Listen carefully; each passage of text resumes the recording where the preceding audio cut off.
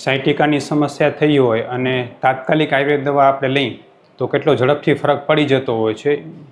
લોકો એવું માનતા હોય કે આયુર્વેદ દવા ધીમે અસર કરશે, અસર નહીં કરે, વાર લાગશે. પણ આજે એવા પેશન્ટ સાથે આપણે વાત કરશું કે જેમને સાયટિકાની તકલીફ થઈને તાત્કાલિક આપણી આયુર્વેદ સારવાર જ લીધી શરૂઆતમાં અને માત્ર ને માત્ર 14 દિવસની સારવારથી 100% સારું થઈ ગયું હોય. જયંતિભાઈ મારી સાથે છે, એની સાથે આપણે વાત કરશું. જયંતિભાઈ, જય શ્રી કૃષ્ણ. જય શ્રી કૃષ્ણ.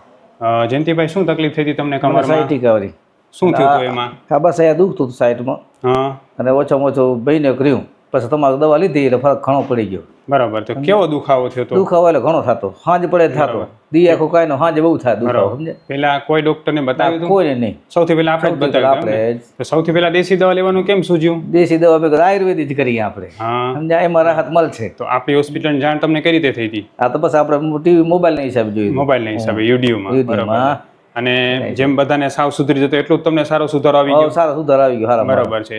આપણી દવા કેટલા દિવસ કરી હતી? આપણે દવા કરી ઓછામાં ઓછી 1.5 મહિનો આસપાસ કરી. 1.5 મહિનો થયો.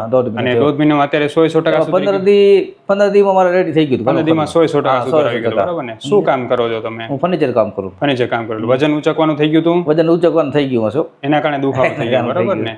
એટલે ખરેખર જે છે એ તમારી મણકામાં નસ દબાતી હતી, મેં તમને સમજાવ્યું. બરાબર. અને નસ દબાવને કારણે આખો ડાબો પગ, જમણો પગ આખો દુખતો. જમણો પગ આખો દુખતો હતો. કેવો દુખાવો રહેતો? એમ દુખાવો એટલે ઉભો રહું ને એટલે દુખાવો વધારે થતો હતો. બીજું બીજું ક્યારેક વધારે દુખે, ક્યારેક વાર ઓછું દુખે, ક્યારેક વધારે એવું હતું. સમજે? પેલા વધારે શરૂઆતમાં વધારે હતું.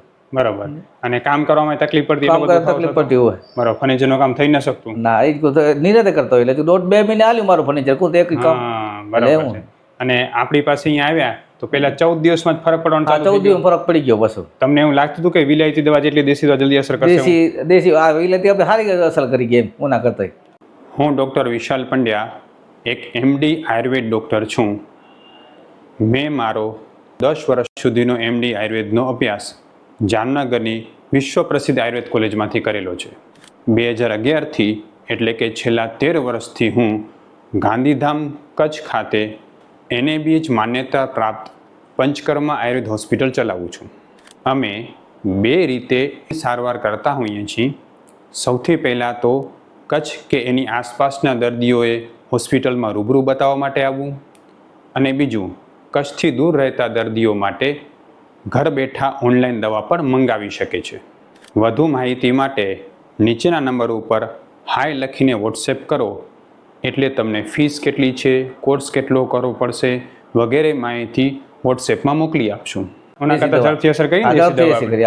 બરાબર છે. અને અત્યારે તમને જે છે કેટલી રાહત કહી શકાય? અત્યારે ઘણી રાહત એમ.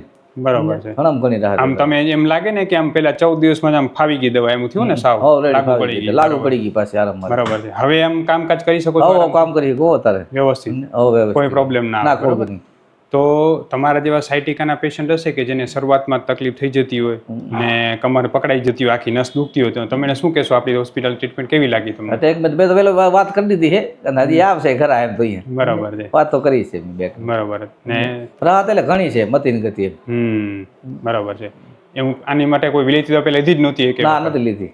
આપણી દવા શરૂ કરી? પહેલી શરૂઆત કરી. એટલે ખરેખર કેવું ઝડપથી પેશન્ટને રાહત થતી હોય છે અને આયુર્વેદ દવા કેટલી ઝડપથી કામ કરતી હોય છે એના માટે આપણે આ પેશન્ટ સાથે વાત કરી.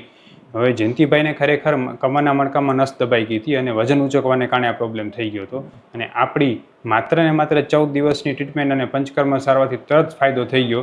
આપણે જે ટ્રીટમેન્ટ કરાવીને ગયા હતા જે માલિશની, તરત ફાયદો સારો લાગ્યો. બીજા દિવસે સારું લાગ્યું તો નકા મોટું કેવું મસ્ત લાગ્યું હતી. બરાબર.